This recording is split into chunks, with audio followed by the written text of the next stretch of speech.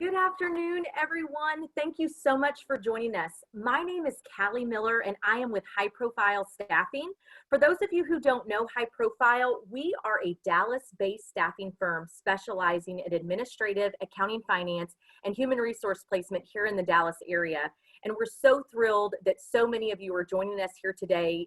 You are in for a real treat. Now, if you are not connected with us already, we invite you to please connect with us. If you're currently looking for your next opportunity or maybe searching for top talent, call us. We'd love to partner with you and be a resource. Now, today we are thrilled to continue the conversation on mindful parenting. And we have Kim Zoller joining us again here with her friends from the Akiba Academy of Dallas. But before we get started, and because we have a lot to cover and we're super excited to dive into this topic, we wanted to go through a couple of housekeeping things. So first and foremost, today we are utilizing the Zoom webinar platform. We know many of you are used to using Zoom. We've all just dove right on into that in this virtual world that we're living in. But this is the webinar format, which means we cannot see or hear you. But that does not mean that we do not want to interact with you. We want this to be an interactive presentation. We want to hear from you. So we invite you right now to check your menu bar, and you should see the chat and the Q&A feature. First, let's utilize the chat. I see that Kim is already active on the chat. She is already connecting with all of you out there. But we want to invite you to click on that chat button and chat with everyone. If you click down on the to feature, it says to, and you can do all panelists and attendees. Select that and tell us where you are listening from. What city and state are you in right now?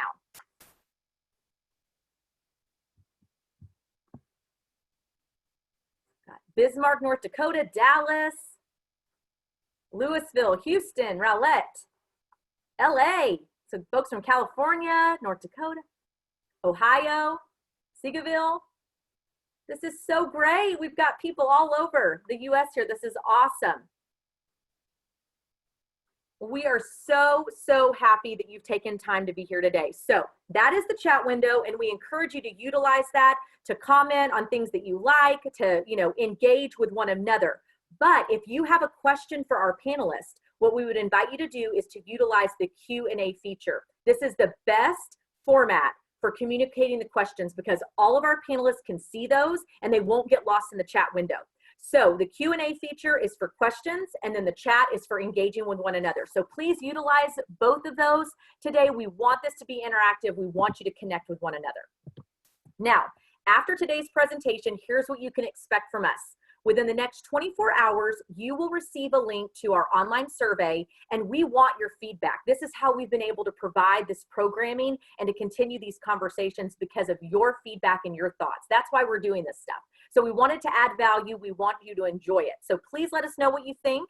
And then in the next 24 to 48 hours, you're actually going to receive a link to download a recording of this webinar along with a summary of the questions and answers and some other amazing takeaways that Kim and our panelists here today are providing to us. So a lot of great resources that will be made available after the event.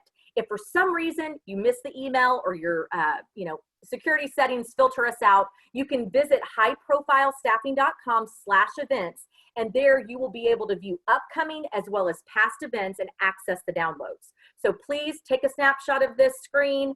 Know that we are going to be in contact with you after the event. If you registered, you will receive a link with the download. All right? Now, today we will be giving away prizes. So to all of those who registered, we do have some fun giveaways and even some things that aren't mentioned here. So please stay on the call because we will spin the prize wheel and call out some winners following the presentation, all right? Now it is my honor to introduce our presenters today. Now, I am thrilled to have Kim Zoller joining us here again. She's from ID360, founder and CEO, and she is going to be continuing our conversation around mindfulness. Now, many of you here today were here in May when we hosted the webinar on mindfulness and really started this conversation around this amazing skill that we should really all hone and develop to really help us have life-changing results. And I don't know about you, but I know that I have experienced some life-changing results because I was able to put into practice that day the tips and ideas that Kim shared, and it's really helped me tremendously. So for those of you who weren't able to make that first webinar or didn't know about it, you can find the details at highprofilestaffing.com under the past events section, and there you can click the link and you'll be able to download a recording of that particular presentation along with all of the amazing resources that Kim shared at that time. So this discussion today is really building on that and talking about how we can incorporate mindfulness with our children. Now, during that Q&A of that event, as well as post-event, you guys were raving and asking questions and asking about how do we do this with our children? How can I be a better parent and teach my kids these skills? What does that even look like? And Kim's like, I'm on it, count me in, let's have that conversation. So here she is today with her friends in the Akiba Academy, and they're gonna have this conversation and help teach and show us how we can model and teach our children to practice mindfulness. Now, Kim will also be sharing some details about a 3-part series that she has put together and is making available called Parenting Rewired. So a link to that will be shared later in the presentation along with a follow-up that we send. So be on the lookout for that and continue this conversation. So stay tuned for those details. Now, without further ado, I want to formally introduce Kim Zoller. And she, for those who do not know her, is a dynamic thought leader, author, speaker, and trainer. And a fun fact that you may not know about Kim is that she actually started her career in staffing and recruiting at High Profile. So she is a former High Profile alumni, and that's how I had the opportunity to connect with Kim through actually our president, our CEO and owner, Bronwyn Allen. And Kim, of course, left High Profile and went on to start ID 360, where she has been extremely successful, helping to develop leaders and work with 200 plus corporate clients worldwide. And some of those companies and partnerships you can see represented here by the logos. Many of you are on the call today, so welcome and thank you for being here today. Now, with Kim and her organization ID 360, they are focused on leadership, training, and mindset, which of course we're doing the mindset piece today, C-suite development, helping organizations develop a conscious culture, performance and executive coaching, and team building. So very dynamic organization with lots to offer. So if you're looking for any of these things for your organization, I really encourage you to visit Kim's website and connect with her and her team because they would love to help you. Additionally, I mentioned she's an author. She's written and co-authored these amazing books. You can get these on Amazon. Get on there, order your copy. Really amazing reads right there. And then Kim invited her friends from the Akiba Academy of Dallas to join this conversation today to really bring in these ladies that have such an incredible background and skill set in early childhood development and education, which is really a key part of our conversation today. So we're also excited to have Jordana Bernstein and Dorit Schonbrunn join us. Now, Jordana is the Director of Earlyhood Child Education at the Akiba Academy. She brings over 25 years of experience in education and childhood development. And she has served in the director role at the Akiba Academy for the last 15 years. And Jordana is the proud mother to 4 children, 4 amazing kiddos. Now, Dorit serves as the early childhood pedagogical coordinator. And what that means is she is working to support and educate teachers, families, and children. Dorit brings over 27 years of experience in early childhood development and education and is very passionate about these topics that we're discussing today. She is the proud mom to 2 young adult children. And I know that all of you are going to walk away with some great takeaways and great information today. So without further ado, I want to turn it over to these ladies and they are going to start the conversation, and we look forward to engaging and interacting through our Zoom features of the Q&A in the chat. So Kim?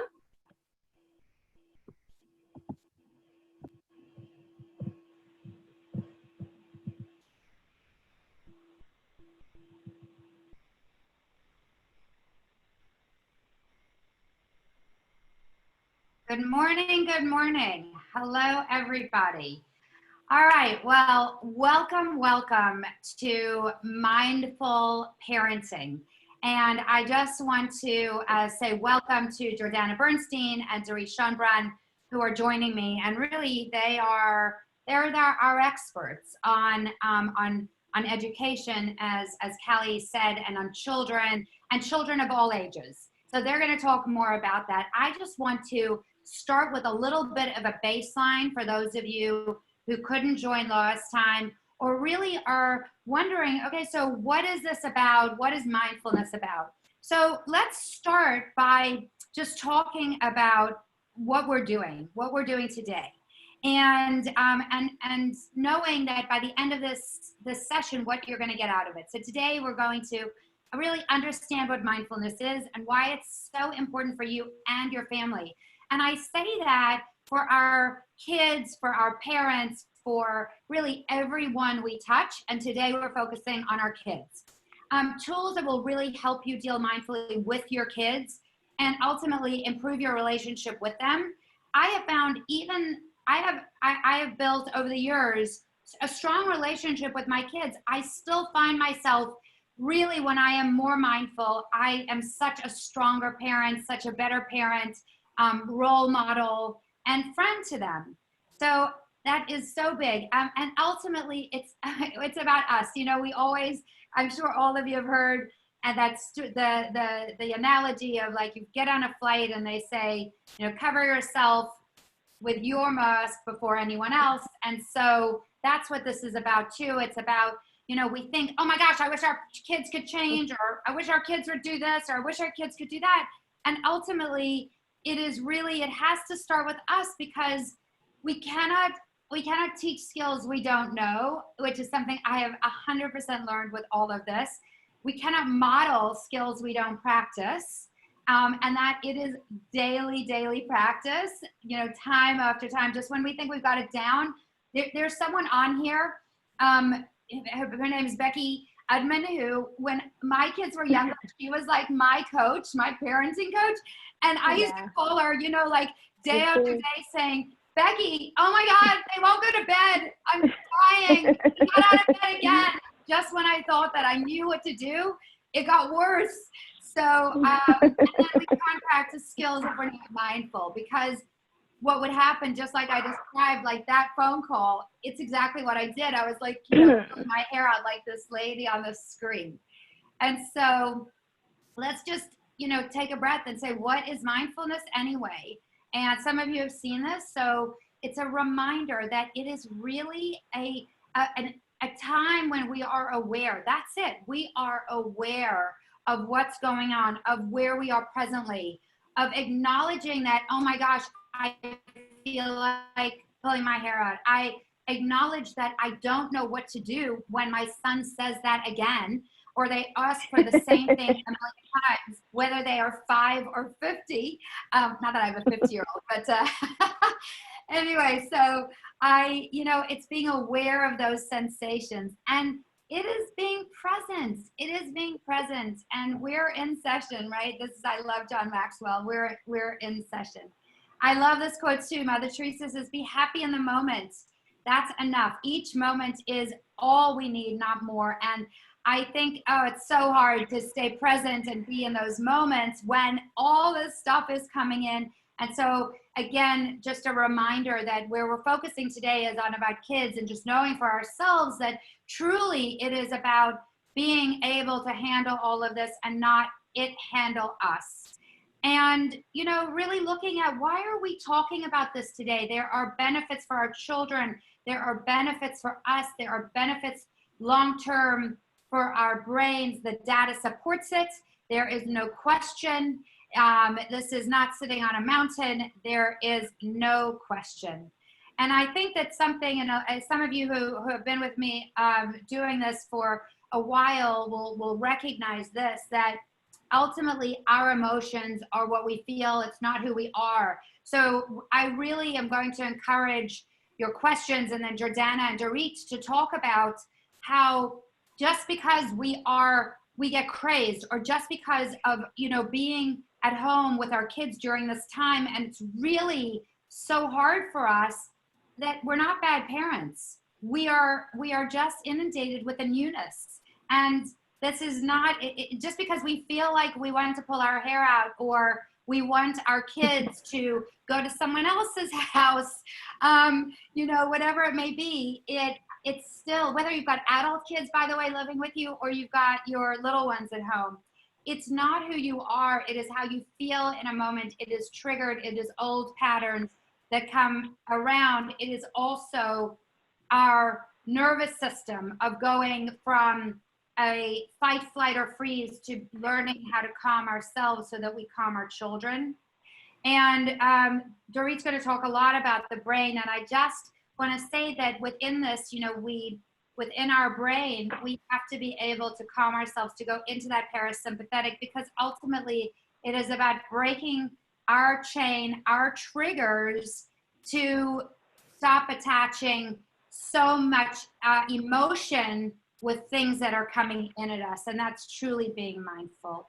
And so today, I want us to interrupt anxiety with gratitude, because as a lot of you know, that we have single processing minds and we cannot focus on anxiety and gratitude at the same time.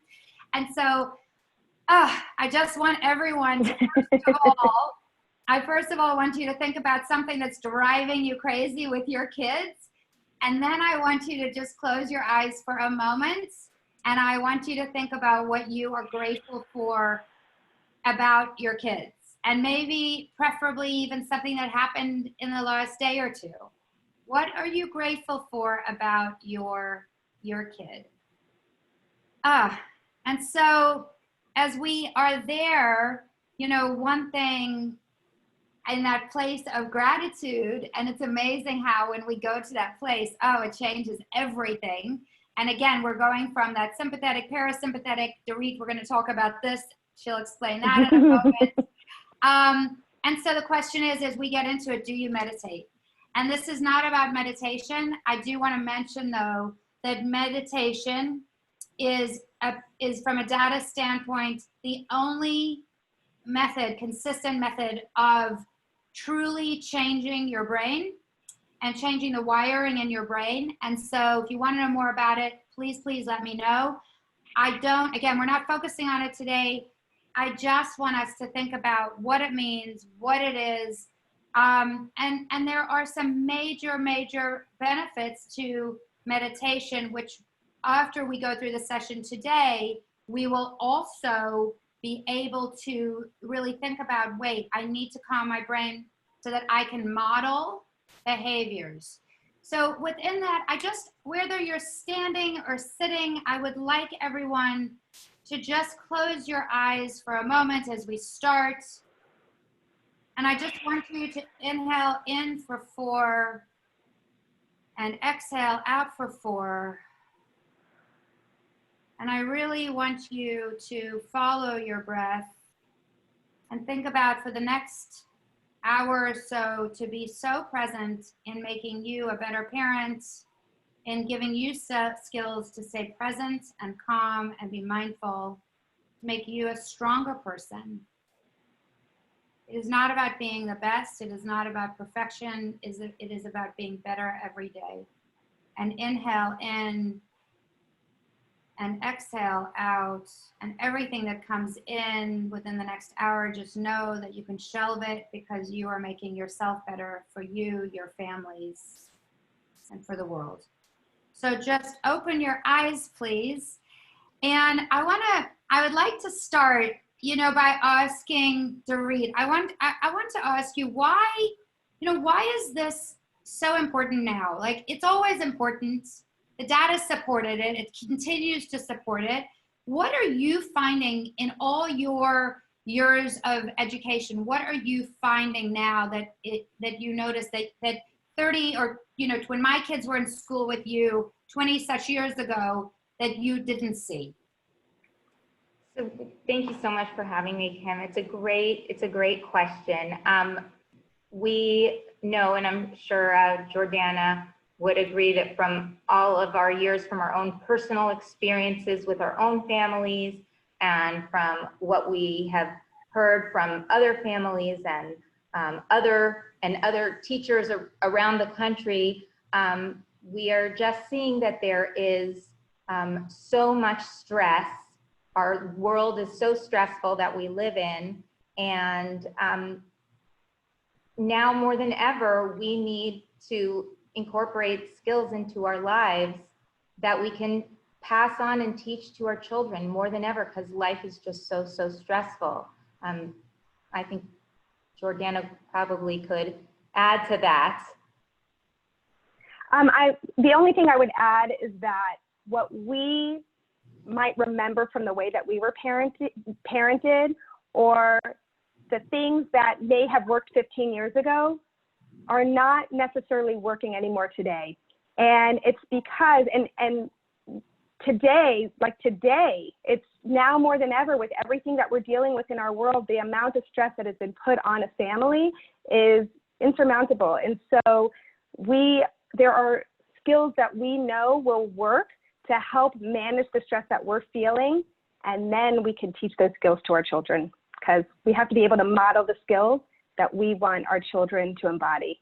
So yeah, absolutely. Well, thank you. As I talk about the brain and all of this with my peers and with the parents and with adults, we are very aware of like what's going on in our brain.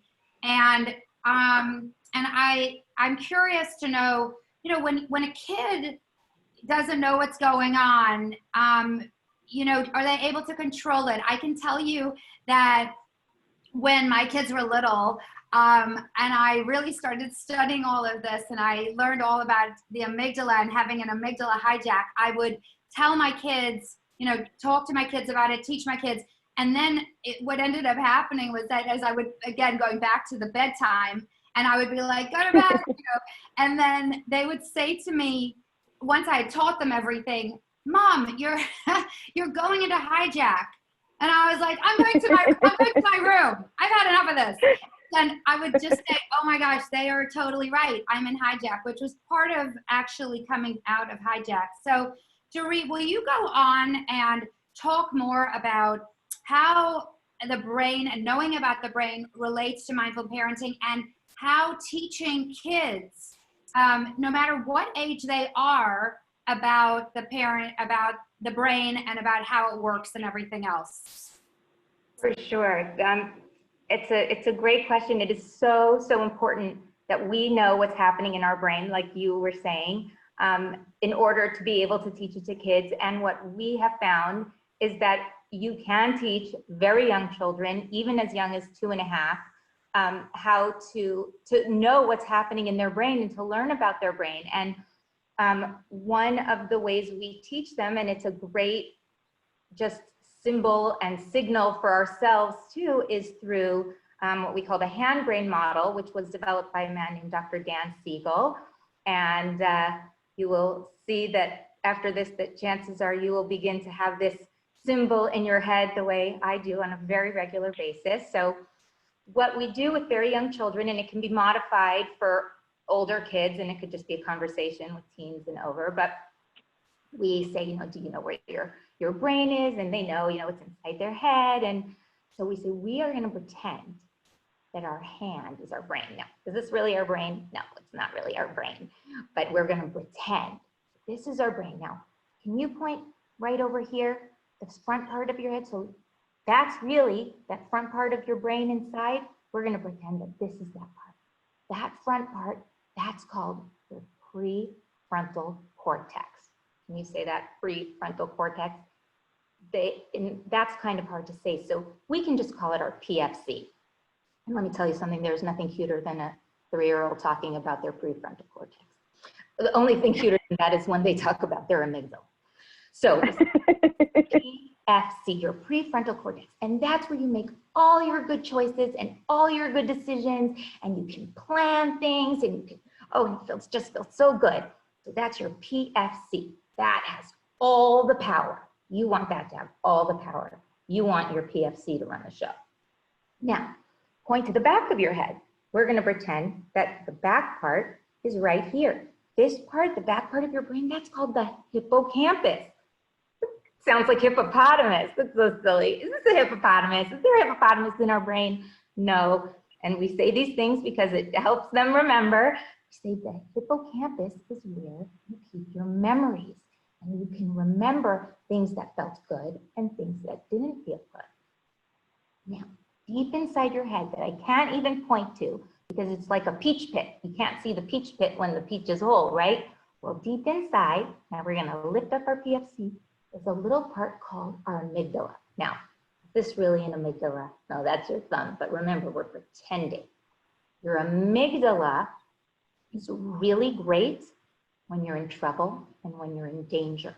Like if there was a tiger running after you, or if there was a fire, your amygdala tells you, run, and that's great, that's helpful.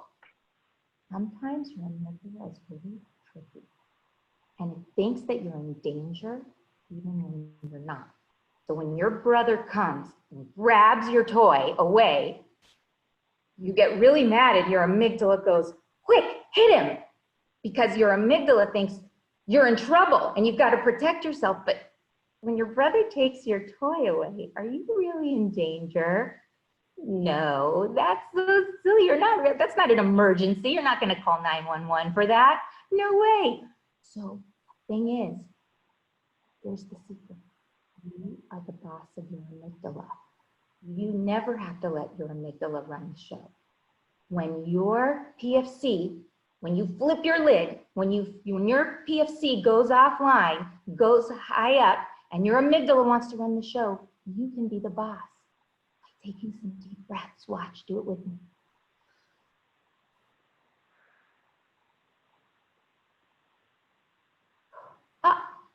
Now you've got your PFC power.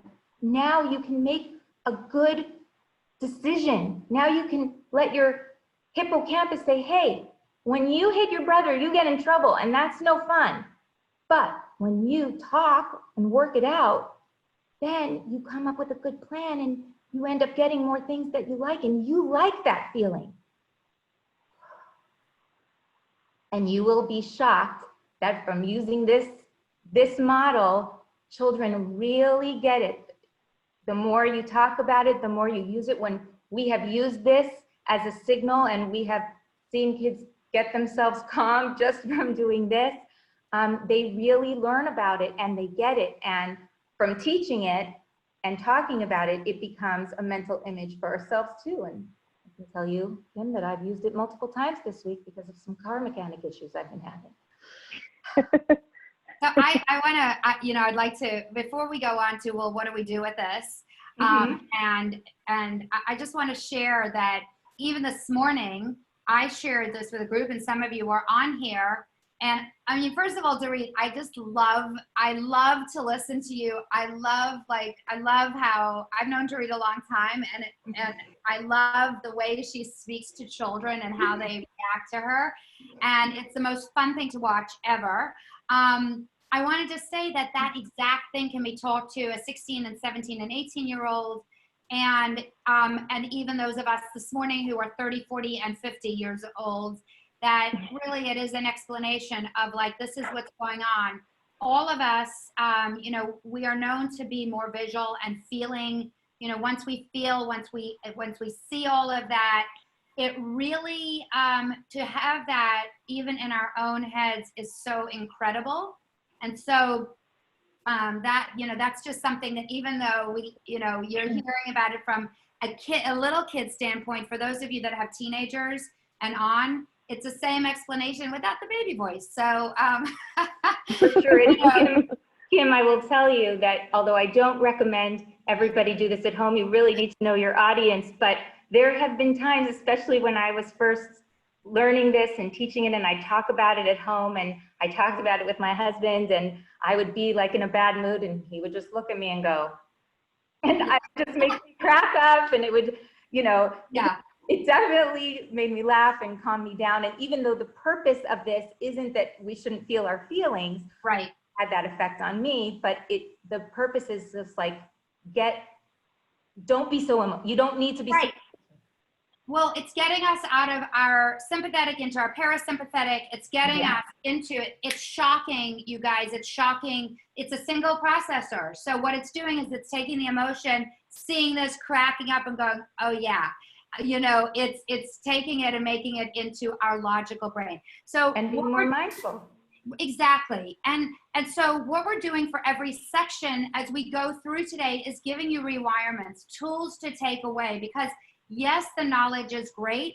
And so Dorit, I'd love you just to continue with some takeaway tools. And by the way, everyone, on High Profile's site, if you're registered, you're going to have a beautiful handout along with the recording for all of this. So please know that everything on here will be on the handout, plus more, and plus resources. So let's go through them one by one. So the first is teach your family and yourself about the hand-brain model, and teach the children the verbiage. If they're really young, you can use phrases like, your amygdala is running the show. Let's use your PFC power. Let's breathe. Use the visual. Another big one is notice the behaviors and align it with a part of the brain. You can do this not even in a heated moment. You can do it when you're driving in a car and let's say somebody behind you honks the horn and you look in the rearview mirror and they're going like this. You can say, oh, it looks like the person behind's letting his amygdala run the show. And you can, even when you're reading books with kids, or if you've just come and seen a movie, you can align what's happening with what's happening in the brain. I know that I use Three Little Pigs is a great way to talk about the different parts of the brain. And frankly, that last pig, it's not that he's really so smart. It's just he used PFC power so he could make a good plan and build a house that protected him against the big bad wolf. So you can really use it and just use everyday occurrences and talk about which part of the brain different characters are using. And then practice visualizing, both in your head, because you can't just do this everywhere, but also in real life, this idea of flipping your lid. That's exactly what's happening when we get so worked up. We are not working in our frontal lobe. So practice visualizing it, and remember that through all of this, the goal isn't to not feel the feelings. It's not necessarily to stop the behavior. It's to be present and mindful. What is happening in front of me right now? Not, I wish my kid would stop crying. It's, my kid is crying. Now what am I gonna do? Yeah, or my kid is bugging me about playing computer games, or Wants to take the car. Yeah, or wants to take the car out, or wants to go be at a party right now when we're in the middle of COVID. So, it's all of that. You know what I love? Show the hand. Just makes me think of like, talk to the hands. Totally. So, yeah. Talk to it. Yeah. So just showing the hand. So good. All right. So this leads us to, how will being mindful and understanding the brain really help us to be better parents? Can you talk about some rewirements or with all of this? 100%. As Dr. Becky Bailey of Conscious Discipline says, we can't teach skills we don't have. So it's really imperative that we model these skills and have them first. Like Kim was saying, apply your own mask before somebody else. Imagine if you called 911 because you're having a heart attack and the EMT gets in there and goes, oh my God, I can't believe what's happening. That is not helpful. So we really need to practice this ourselves. We need to practice this pause. And what you want to do for your rewirement is intentionally name out loud what is happening in that moment. So the next time your child does something that really triggers you, whether they talk back or just say no, or you've said something a million times, stop for a moment and say what you're doing. I don't like what's happening right now. I'm very upset. I'm going to calm myself and think about how I want to move forward.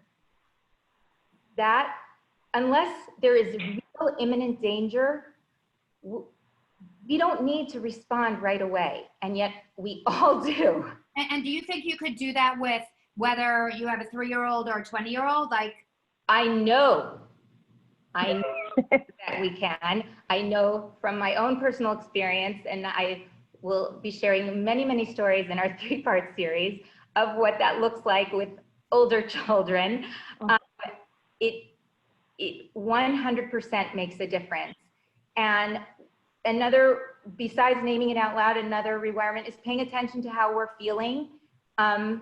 and what we're exhibiting because of this concept of social referencing. As you all know, children are not listening to us. They're not listening to our words at all. But what they are doing is paying attention to our inner voice, our body language, our facial expression. So when we're saying, I'm really calm right now, so they know that you're not, or we need to believe deep in our hearts that we can handle this. And when they look in our eyes, especially when we're worried, they need to see how much we believe in them because of social referencing. They look to us for how to feel. Children, even young adults, look to be significant adults in their lives around them to figure out how they should feel. And they're not going by the words, they're going by our body language. And then if you will, and we do, and I do very regularly, you can always repair. I didn't respond appropriately. I made a mistake and I'm sorry. Just don't go messing it up by saying, but you really shouldn't have blah, blah, blah, blah, blah. Yeah. That will undo everything. I love that. I think that word, I always say to groups, the word buts and however, it's like, just imagine it with a big red X on it, because every time we do that, it just totally takes everything and negates everything we've said. So I didn't mean to react that way, but you really annoyed me, but I'm sick of you asking me if you can do that over and over, or no, you cannot have candy. It's an unapology. Yeah, exactly. All right, so thank you. As we said at the beginning, as Callie said, if you've got questions, please, even though we're not answering them not right now, please put them in the Q&A. Feel free to chat anything, and we will get to them. So let's continue on. And you talked about something a few minutes ago about the tiger, right? And can you tell us more about that and what that means? And again, for every age group, right? So what does it look like to a toddler versus my kids who are 20 and 22, and those of you who have 20, 30-year-old kids who are on here? How does it relate? Thank you so much, Kim, and I am so excited to be here also. And Dorit, everything you said is just relevant and applicable to all ages, and is applicable to this question as well. And one of the things that we know is that if we want our children, no matter what age, to be able to handle hard things, let's think about homework is hard, and playing a competitive sporting event is hard, and dealing with social situations on the playground, that's hard. There are so many things that our children have to deal with every single day. A traumatic pandemic is incredibly hard. If we want our children to be able to handle these very hard things in their lives, then we have to allow them to feel their feelings. And one of the things that we tend to do as parents is we tend to try to fix their feelings. We don't want them to feel upset. We don't want them to ever have to feel hard things. So we try to fix it for them. We try to almost like micromanage their world so that they're not going to have to experience hard things. We want to keep them from feeling upset. We want to keep them from feeling mad. We want to keep them from feeling frustrated. So maybe we throw candy at them, or we offer an ice cream outing so that we can, you're upset, let's just go get ice cream, something so that they are not allowed to feel their feelings. And so one of the things that we can do as parents to really teach that tiger, to teach that amygdala, to help our children own their PFC powers, is we have to let them feel those feelings. Yeah. We can't not let our children be upset. The other thing that we do, which would tend to feed that tiger, feed that amygdala, let that amygdala run the show, is we don't tap into our own inner calm ourselves as parents. So our children are making us crazy, and we're about to pull our hair out, and we're like, I just need you to calm down right now. And we're yelling at them, calm down. But what are we doing? We're not calm. So like Dorit said, Dr. Becky Bailey from Conscious Discipline, she says we can't teach skills we don't have. We have to be calm. We have to tap into our own inner calm first. We have to put that mask on that oxygen mask on our own faces first before we can help our children at all. So not tapping into our own mindful states, our own calm states, that is something that would tend to really anger that tiger.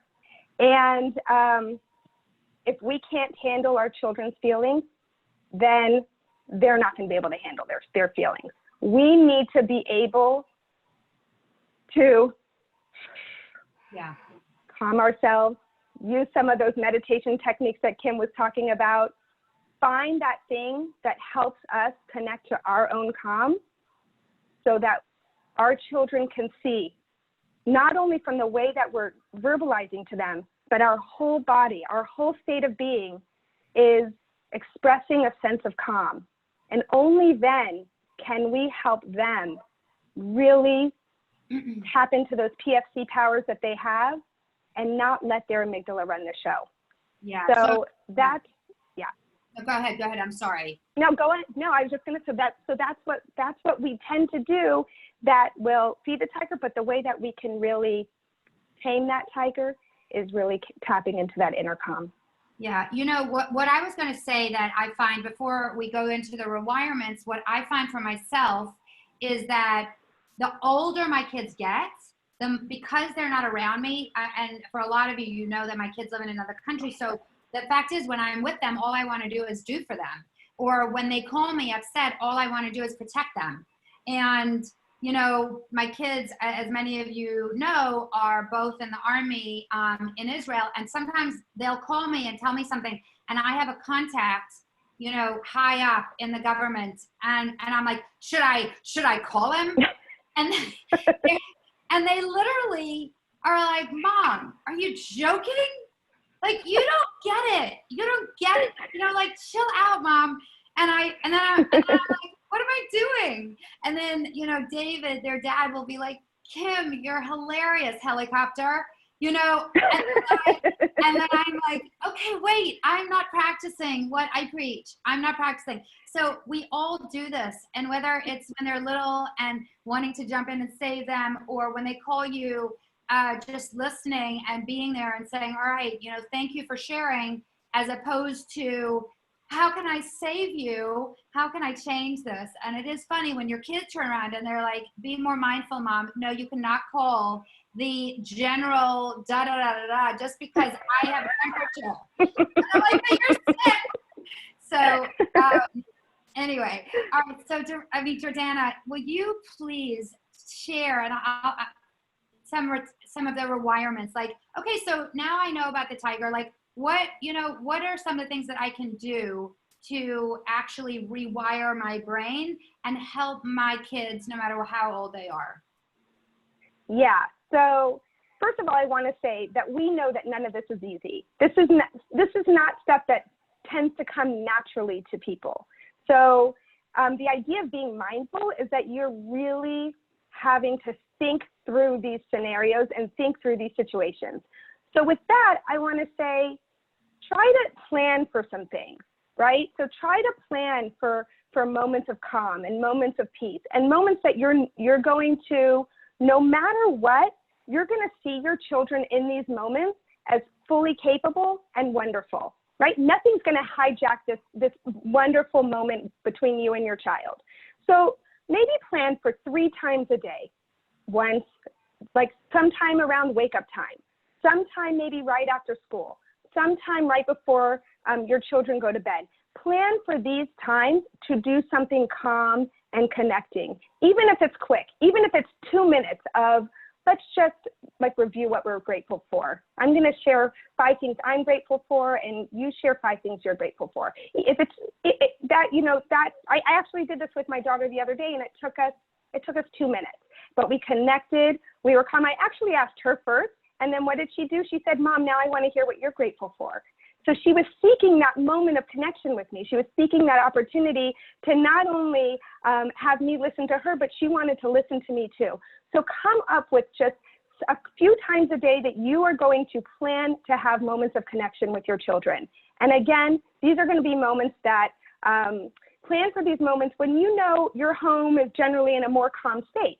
So you're not having to try to manage behaviors so much during this time. So your children just have you present, they have you in the moment, and you're making those connections, because we're actually wired as social beings.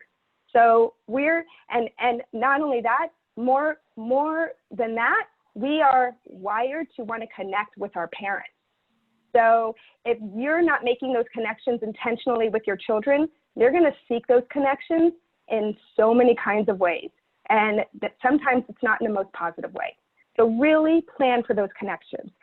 The other thing is think about like a time of day that tends to get a little crazy, whether it's you've picked up your child from school, and your child every day after school, all they do is they talk about, everything that went wrong. And that tends to really, really make you feel upset. When you hear that somebody didn't play with your child or whatever it is, that's something that really makes you feel upset. Or bedtime. Bedtime, Kim's talked about bedtime.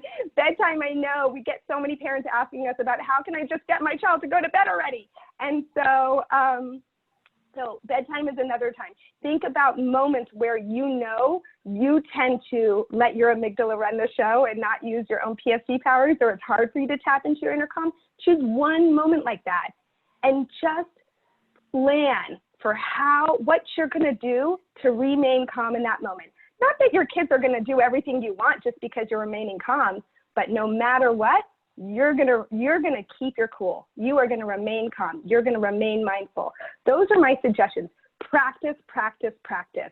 Don't try to tackle all of the mindful moments at once. Do one at a time. Yeah, it's almost like, oh my gosh, now I've got to change everything and do everything, and I've got to change myself. And it's like, wait, take a breath. Right. It's definitely like you just have to, even the meditation, making a commitment to do it every day.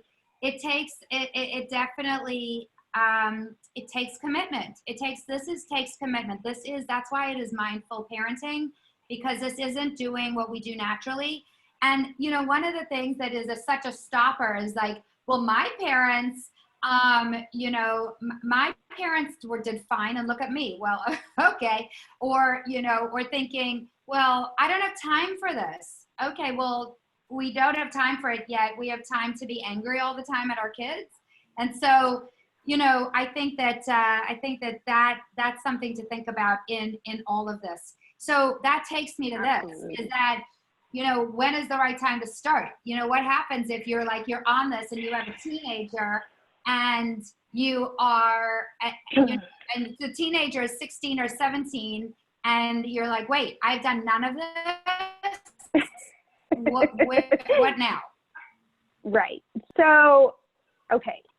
The ideal time to start, of course, is at birth. Your baby has just, been put on your body from that birthing experience. That's the most ideal time to begin this mindful parenting with your child. However, and you've heard from Dorit, and you've heard from Kim, and I will tell you from me too, because I have 4 children and they are teens to young adults now. It's never too late. This stuff works with your spouse. This stuff works with your coworkers. This stuff works with your boss. This works with everyone. So it is never too late to begin, and it's just never too late. So I don't want you to leave here feeling like, wow, I just already messed everything up as a parent, because you really haven't. You really haven't. I promise you. And again, go back to those rewirements that I was just talking about. Choose one thing. Choose 2 things to just start now, even with your adult children, even with your teens.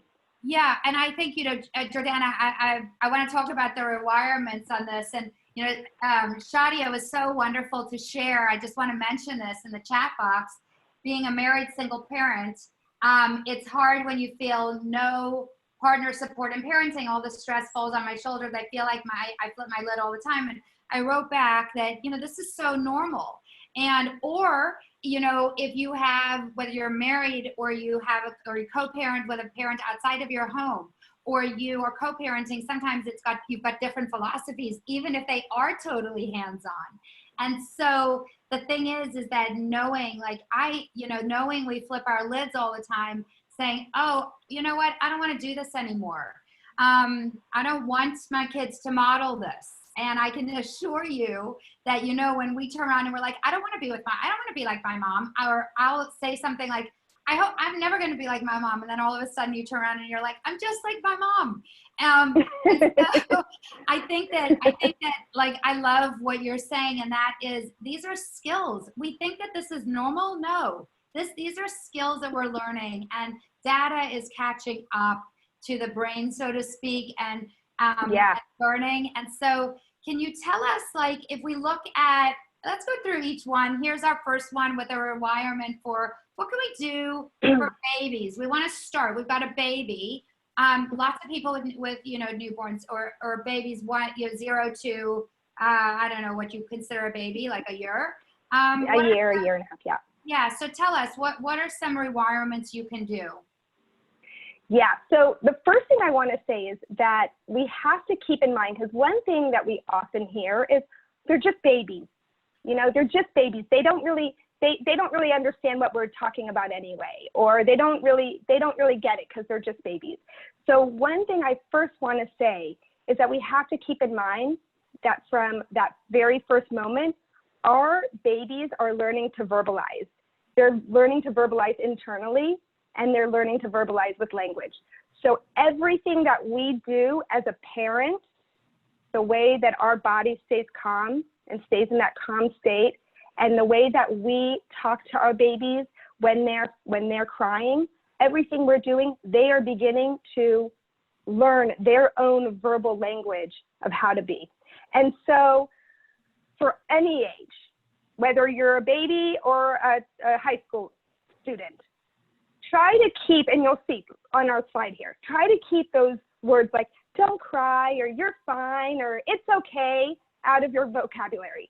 As the kids get older, buck up, you know, stop your whining, whatever it is, try to keep those things out of your vocabulary and out of your language with your kids, because we want them to know that that having different kinds of feelings are okay, and we're going to be there to support them and guide them, and we can handle their feelings. We don't need them to just stop, because we can handle it and we know they can too. So as a baby, I was just going to say, I'm sorry, I don't want to interrupt you. I was just, when you're ready, and I was thinking about this because, you know, with babies, when we're saying that, we're saying it in a coddling way. When we're saying it to toddlers, they really do understand what it means. And so if you weren't finished, please finish, and then tell us about your rewirements for toddlers. Yes. So I was just going to say quickly for babies, and this is one thing that actually research is finding right now. It's the introduction of the smartphone has created a situation that when we're feeding our babies, lots of parents tend to just be on their smartphones and not making that eye contact with their babies. And what their babies really need is they need to have face-to-face eye contact with their parents, and a parent that is engaged in whatever it is that they're doing. And so with your babies, just make sure you put your phone away and you are really connecting with them in all of those moments. And then if they're crying, you're there, you're rubbing their back, you're taking deep breaths, and you're saying, I'm here for you, baby. I'm here, here I am. And you're just calmly helping them feel that feeling.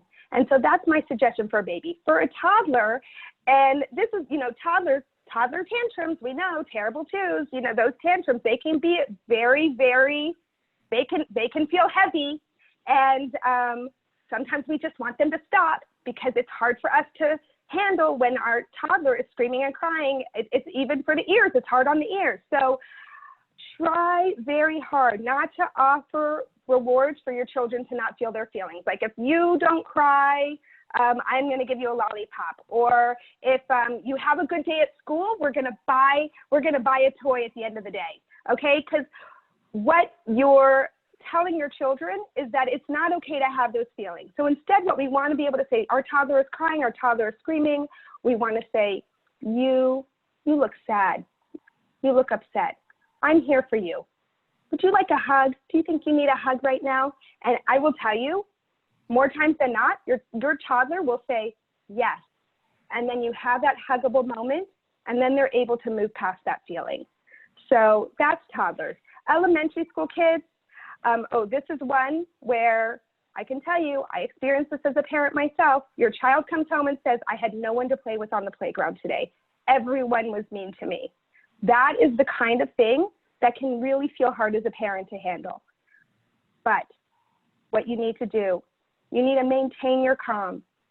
You need to reflect back with your children their feeling that they might be feeling. You had no one to play with today. You're feeling really, really upset about that. Tell me more about that. What did you do? What did you do in that moment? How did you handle that? What could you try next time? Go through some questions with your children so that you can really help talk them through. Listen, be a listener. You're going to see this, one of these giveaway books at the end, The Rabbit Listened. It's a fantastic book. It's great for adults, great for kids. Be a rabbit. Just sit there and listen with your children. Congratulate them. You had a bad experience today and you made it through the day. Tomorrow is a new day. Let them know tomorrow's a new day to try new things. And and make sure you are maintaining your calm. Even if you have to take a few minutes to step aside first before you have this interaction with your child, maintain your own calm. Show them you can handle it. And then for your teens, your child comes home from school upset because he failed his history test and you think he's not spending enough time studying. So your first go-to might be to say, well, you didn't study enough. Too bad for you, right? That might be, well, I knew it. I saw you on social media and not studying your history. So that might be your go-to. Really try to get in touch with your calm. Yeah. Validate their feelings. You're feeling upset. You didn't make the grade you wanted to do on your test. You can go, maybe later on you might want to work on a plan on how you might study for the next test. If you want me to help you work on that plan, I'm here for you. I'm happy to help you. And you just need to keep telling yourself, your child's bad grade, it's theirs. It's not yours. It's their bad grade. And just maintain your calm and just be there to support them. Those are my suggestions. Yeah, thank you. You know, it's very interesting. Jordana, you made me think about something that actually happened with your child and my child about 16 or 17, maybe 18 years ago, where my child, I think, hit Jordana's child, and I got a call from her husband saying that that Sammy hit Rosie under the bleachers, and I'm like, Sammy would never do that. And I mean, it might have not been hitting, it might have been kissed her. I don't know. I try not to remember. But I remember feeling like, oh my God, I wouldn't teach. I would never have done that. And then I took it so personally. And then I'm like, okay, wait a minute. This is like, whatever he was, 2, 3, 4 years old. I mean, it's hilarious to think about that. Just be okay with that. Our children are not us. And I do think that that's a much bigger topic, for another time. So yeah. I want to make sure, obviously that we have time for questions. And this is an excellent quote. Jordana and Dorit have talked about Dr. Dan Siegel. He is an expert in this field. And this quote is quite outstanding. Our reactions can be very scary for kids too. So I'll just read it to you. Also, we are modeling that this is how grown-ups react to stress. If we choose to be more mindful by pausing before responding, we can teach kids that they too can pause and choose to respond instead of react. And I think that, it's very, very interesting. I was trying, if someone could remember this commercial, there was a commercial years ago where a parent was always like, I have a meeting. And then they were doing something and the kid's like, I'm sorry, I cannot participate. I have a meeting. And so when we saw this picture, I totally thought about that, our kids are watching us all day long, every day, no matter how old we are, and they're modeling us. So we can say everything right, but they are watching us react. They're watching us do these things. And so we really do have to put that mask on first so that they will model it. And I I just, when I really appreciate this. I wish that I had had some of these tools, but in being mindful, I realized that as I use them with them as they are, later in their lives, it still works. And ultimately where we want to focus our energy is on the positive, on the good, and, focus on how we can do all these things now, not what was. And not what I did even this morning or even 10 minutes ago. So that's, that's a big part of it. As we get to the Q&A, we'll send a link and hope that you'll continue with Dorit and Jordana for a 3-part parenting series where we'll get into a whole lot more, and there'll be a link to take you and tell you more. And so thank you for joining us today. Let's get to some Q&A. Callie, let's talk about, there's one question that I actually do want to handle first, and Dorit or Jordana, if you will answer this one. I have a pretty emotional 5-year-old, and my husband and I disagree on how to engage with her when she's upset. Do you have tips for getting on the same page? So difficult, and also obviously relates to Shadia, what you said, because when we have a parent who doesn't parent, it's the same thing. It's like you're not on the same page. So the kid's going to go to the one who it's easier for. You want me to go for it? Okay, and then you can add to it if you want to. So I would say being on the same page is a pretty important thing to be. And I suggest, look, we have a 3-part parenting series coming up. You could both share in that 3-part parenting series together. But if that was not something you're interested in, then I would say find something to do together where you're learning skills together, because again, it's going to be the skills that it's going to be the 2 of you coming together as a united front that is going to really have the most impact on your child. Kim is going to show a slide soon. I don't think you showed it yet. It's the Whole Brain Child by Dan Siegel. It's 12 revolutionary strategies for parents. I think it's this one. This one, The Whole Brain Child. This is a fantastic book. It's an easy read. It's got very clear suggestions. It really helps connect the ideas and the suggestions to what's happening in the child's brain.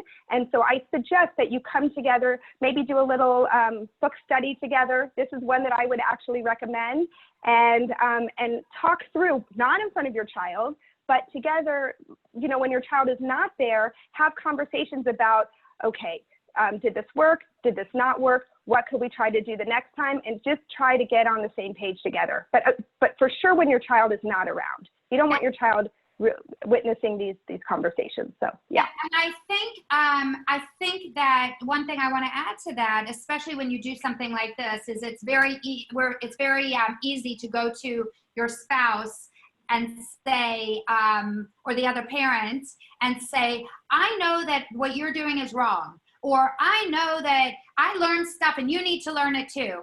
The approach is, oh my gosh, there are some things that I need to learn, and I think if we learn them together, we will be a better force. And I did a webinar, and I realized that I don't actually know a lot, and I realized that we could probably learn these things together. So I'm not telling anyone what to do. I can just tell you that my old way, my Kim old way would have been like, oh my God, I listened to this webinar and you are doing it all wrong. And my new way would be, I think that there's something we could learn together. Hey, you want to give it a shot? So, thank you for Dorit, that. I think Dorit wanted to add to that. The only thing I would add to it, and it probably will relate to many questions, is that I think of a quote that says something like, either we spend the time meeting our children's emotional needs, or we spend the time managing behaviors. Either way, we spend the time. And the thing is, with partners who, particularly with partners, and this is a big issue, who has a different parenting style, which isn't, there's lots of parenting styles out there, but you can always say, like, and we have said this to people in our classes when they say, well, what about this? And we say, is that working for you? And very often the answer is no. Okay, well, we've tried it that way. And although you're not going to see instant changes with this right away, but in some ways you might get an instant change, but you're not teaching any skill along the way. You're just stifling. You're like putting tape over, but as soon as you take the tape off, you're going to see the behavior again. When you do it this way over time, you are teaching a skill along the way. So that's a thing that you can also say to the other parent, like, what skill are you teaching in this process? We've tried it your way. Can we try it my way for a little while? But keep in mind that it takes a while. So you can't do it a couple of times and think, you know, I tried it and I said those words and it didn't work. Yeah. Yeah, I think that it's like everything. It's like an ongoing discipline. It's like losing weight. I mean, I started and you think Monday, why aren't I down 10 pounds? I mean, what's the story? All right, so this is such a good, they're all good questions. This I resonates with me beyond, because I remember feeling so helpless. Like, what do I do? I can't take away this. Then someone told me not to take away this, because if we take away their favorite thing, then that's a bad thing. So Jamie said, I'm challenged with conscious defiance. I have a 3 and 4-year-old with different personalities. 3-year-old is quite the tiger. And even if I remain calm during discipline and request her to take time out, nothing happens. How do I rewire straight up defiance? And she's fine with toys being taken away. So I can totally relate. Will one of you please answer that? Give this one to you. So that is hard and not uncommon. And at that point, it's not really something we spent a lot of time on, but at that point, you've got to first work on the connection and that calm connection. Some of those things that Jordana was talking about, like the time in the morning, these sort of front loading, these positive experiences, without knowing all the information. Sometimes there's other things, like they might need more information. You know, we assume that children know everything that we know, and they don't always, even if we think they do. And even if they can say, like, I know I'm supposed to do this, particularly at 3 and 4 years old, and there are studies to back this, they can say a rule. It doesn't mean they can follow through or understand what the rule is.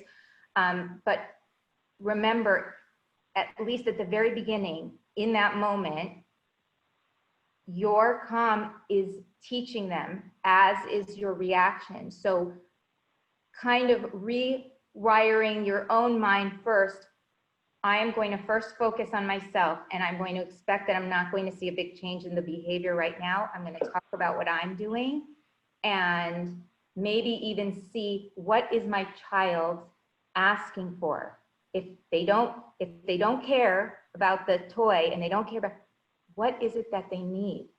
We need to figure out what our children are communicating to us. And the only way we can know is if we are mindful and really in tune with them. And we miss it a lot because it's hard. It's hard. Yeah. I get it. So Jamie also said, and I giggled at this too, because she said, telling her that she's emptying my bucket doesn't seem effective. No, in fact, when you tell her you're emptying your bucket, she's probably thinking, great, I did it. Yay, I got you, Mom. So I want to, first of all, I want to know from Jamie, did that help you? Did that answer your question? Is there more, to this that would be helpful for you? And also I put this back up because if I think we'll get a lot more into that in the series as well. So there's no quick answer for that one. That's unfortunate of most parenting issues. Yeah. Very few quick answers. Yes.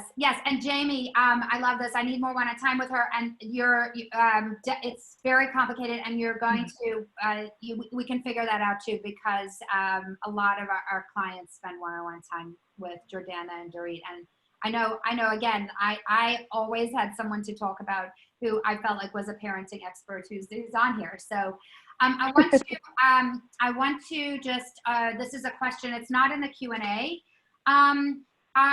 Let's see, Crystal, I'm challenged with a 20-year-old college student who thinks she's an adult and picks and chooses what's important during this time of COVID.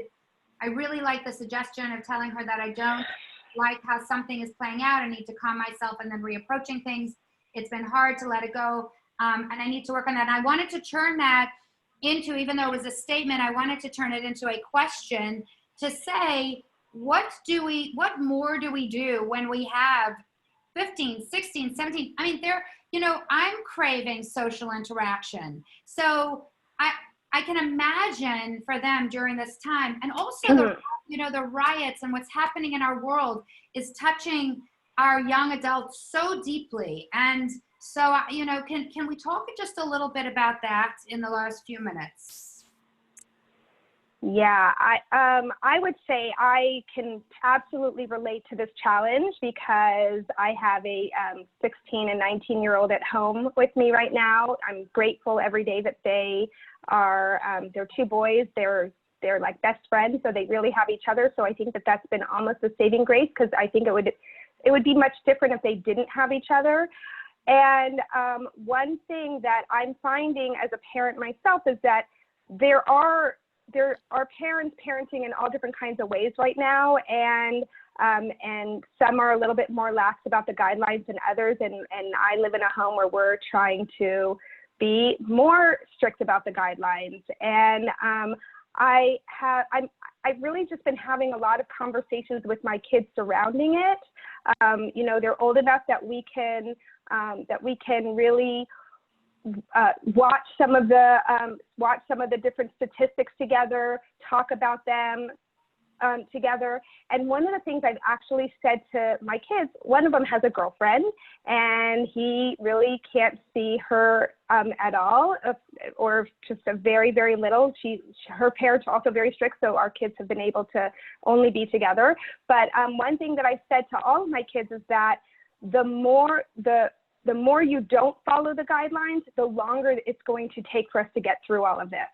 So it's up to all of us to follow the guidelines. We also cannot be responsible for anybody else, and we can only be responsible for ourselves. So what are the things that we need to do to make sure that we're responsible, not only for ourselves, but we do have a responsibility to our community, and we have a responsibility to the people around us to help keep them safe. So I just have those conversations with them, and they appreciate the time I'm giving to these conversations. And again, it comes back to that connection. Sometimes they just want to even feel connected to you as much as they want to be socializing with their friends. So I'm trying to really understand that, yes, this is very frustrating and it's very upsetting, and I know it, and it's so hard. And so let's think of some things that we can do. Yeah. Dorit. I could even add to that, and this is for young and old, that what many kids, I would say most kids are hearing right now is they are hearing how worried we are. They hear us on the phone with people, on Zoom calls, they hear it in the news. We're so worried, and we're worried about our kids' socialization, and we're worried and worried. This is what they're hearing. What if what they heard was us saying, this is hard, but we're handling it. I know they wish they could be with their friends. They're gonna get through it.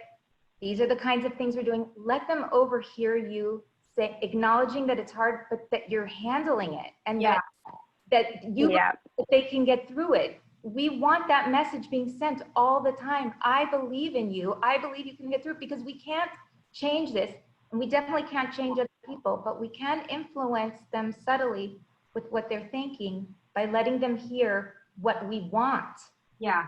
So what we wish for. It's interesting you say that, because something interesting happened to me. We were on this family, not my family, I was actually on a multiple family Zoom. And it was interesting because there was someone who was complaining, an adult, my age, and if I think I'm an adult, who was complaining about what's happening, and they're doing this, and they're not wearing a mask, and da da da da. Anyway, it was so interesting that their 20-something-year-old, on the same call, was and da da da da da. And I saw it. You could see that that 50-year-old was complaining, and then the 20-year-old was if Dad thinks so, then I'm on with him. So it's just interesting as you say that. I love that you believe we're going to get through it, and we don't complain about it, because then they will complain about it. So I think that's all the questions for now. I believe we've answered them. If there's any more, please put them in. And so I've learned, and some of you who are on here have heard these, so they have become like my favorite things. And Callie, if we want to, you guys, if you want, I can stop sharing and you guys can do should I do that? You want me to stop sharing so you guys can do the wheel? Yes, please. And Madison Howard from High Profile from our team is going to hop on, and we have a spin the wheel prize wheel where we've entered everyone's name who registered, and Madison will spin the wheel and tell us who our winners are. Alrighty, so first we will, let me open this up. We will be going for the Mindful Monkey book. Let's see, we'll get a spin going there. Looks like our first winner is Melissa Jeffries. Alrighty, so that's for the first one. So Melissa, we will be in contact. And then for the second one, we have the Rabbit Listened, and this is an awesome book. I've actually read it, so I'm really excited for this one.